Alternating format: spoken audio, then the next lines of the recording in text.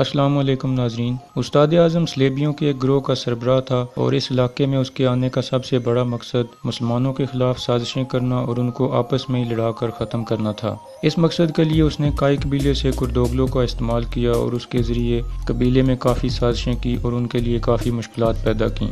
دوسری طرف حلب میں بھی اس نے اپنے جاسوس گھسائے ہوئے تھے جن کی مدد سے وہاں بھی اس نے کافی چالیں چلیں۔ حلب کے محل میں موجود ناصر جو کہ حلب کی فوج کا کمانڈر تھا وہ بھی دراصل سلیبیوں کے لیے کام کرتا تھا، لیکن ارطغرل نے استاد اعظم کا پورا نیٹ ورک ایکسپوز کر دیا۔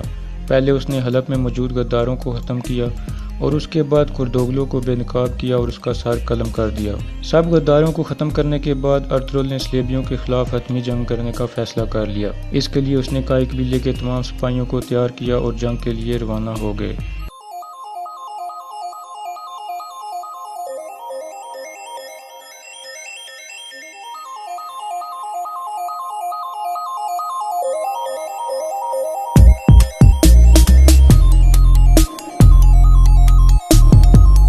وہاں جا کر انہوں نے قلعے کا مرکزی راستہ بند کر دیا اور قلعے کے سامنے والی پہاڑی پر اپنے سپاہی پھیلا دیے۔ دوسری طرف ارطغرل نے کچھ سپاہیوں کو قلعے کی ایک خفیہ سرنگ کی طرف بھیج دیا اور ان کو راستہ بنانے کی ہدایت کی تاکہ اس سرنگ کے ذریعے قلعے کے اندر داخل ہو سکیں۔ قلعے کی 2 خفیہ سرنگیں تھیں جس کے بارے میں ارطغرل کو استاد اعظم کی بھتیجی نے بتایا تھا کیونکہ وہ اپنے چچا کی اصلیت جان چکی تھی۔ چنانچہ ایک سرنگ کھودنے کے بعد پتہ چلا کہ آگے سے راستہ بند ہے، لیکن دوسری سرنگ کے بارے میں کسی کو بھی نہیں پتا تھا۔ دوسری طرف حلیمہ کا بھائی شاہیر سلیبیوں کے قبضے میں تھا اور اس قلعے کے اندر موجود تھا۔ اس دوران کارڈینل تھامس نے فیصلہ کیا کہ وہ شاہیر کو لے کر سرنگ کے راستے سے قلعے سے نکل جائے گا اور ارطغرل سے بچنے میں کامیاب ہو جائے گا۔ اس طرح وہ دوسری سرنگ سے نکل کر باہر آنے میں کامیاب ہو جاتے ہیں، لیکن جب وہ سرنگ سے نکل کر جا رہے ہوتے ہیں تو ان کا سامنا گندوگدوں سے ہو جاتا ہے۔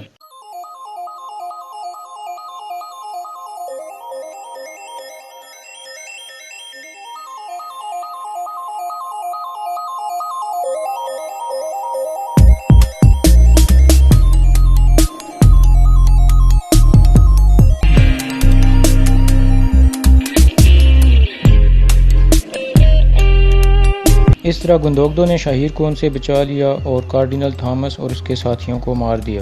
تو اس طرح انہیں شاہیر کے ذریعے دوسری سرنگ کے راستے کے بارے میں بھی پتہ چل جاتا ہے۔ اس کے بعد تمام سپاہی اسی سرنگ کے ذریعے قلعے کے اندر داخل ہو جاتے ہیں اور لڑائی شروع ہو جاتی ہے۔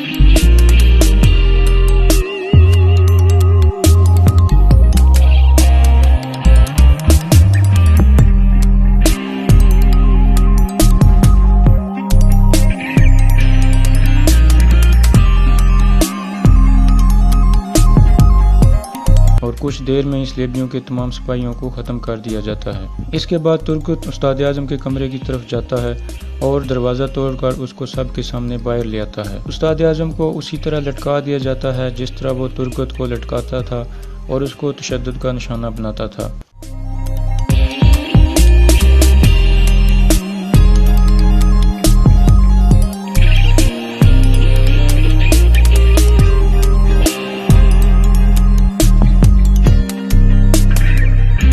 آخر میں سلیمان شاہ ترگت کو کہتے ہیں کہ تم اس کو ختم کرو کیونکہ اس نے تمہیں یہاں پر قید رکھا اور شدید تشدد کا نشانہ بنایا تھا، اس لیے اس کو ختم کرنے کا سب سے زیادہ حق تمہیں ہے۔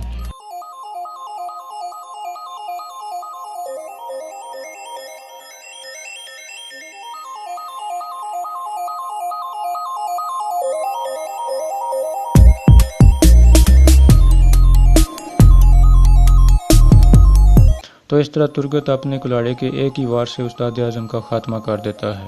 اس کے بعد وہاں پر اللہ اکبر کے نعرے گونجنے لگتے ہیں اور سلیبیوں کا جھنڈا اتار کر وہاں پر کائی قبیلے کا جھنڈا لہرا دیا جاتا ہے۔